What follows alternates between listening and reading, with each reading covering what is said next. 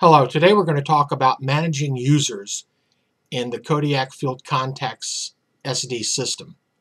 This also applies to some of our other products which are very similar.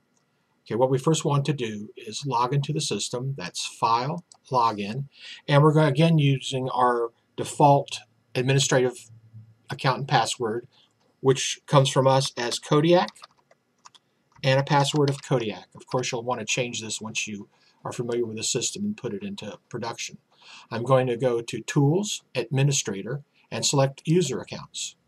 What we have now is a list of all the users allowed in the system. Now, if we take a look at the very first one, the default account, we will see that the account name is Kodiak, the password is Kodiak, the user's name that's displayed within the system is default administrator, no ID number, and initials that are stamped at places. Elevated roles, we see that that's the administrator. They can view both the images and the tattoo images. Now these are the additional images. Everybody can always see the first two images on the main screen. They also have, this person also has the permissions to edit the images and edit the tattoo images.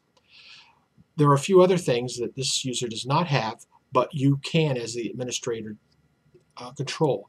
One is security. You can make it so that a user can only read information in the system but can't change anything. That's read only. We have log actions. You can actually lock somebody from searching in the system.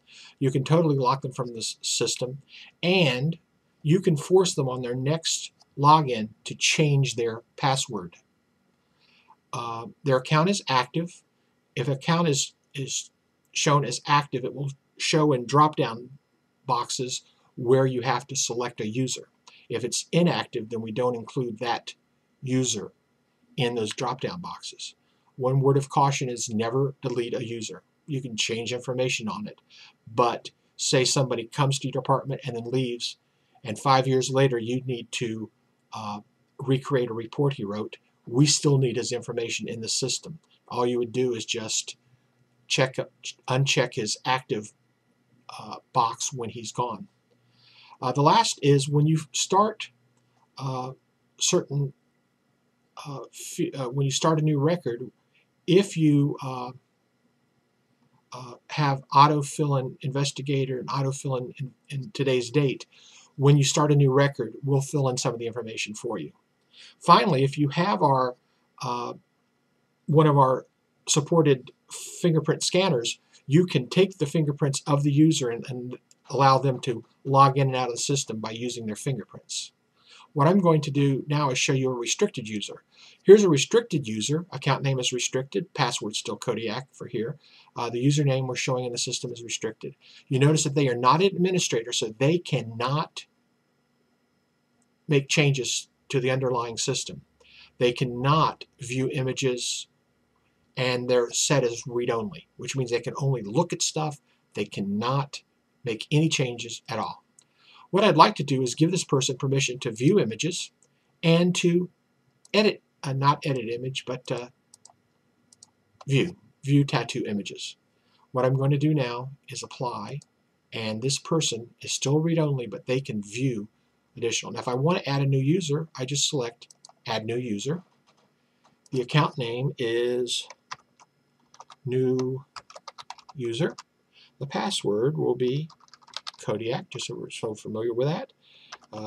Wherever a name is displayed, we're going to display this as new user. Say their badge number is 34, so I'll put in 0034, and just we'll use the new users, so they'll be shown. They are not an administrator. We're going to allow this person to view the images, view the tattoo images, also edit the images, and we're going to make them active. When they start a new record, we want things to be automatically filled in. We're not going to take their fingerprints now for logging in. We'll hit apply. Now this person is in the system and ready to log in. Once we're finished, we just hit close, and we now have a new user in the system. Thank you so much for watching this. I hope you enjoy our programs.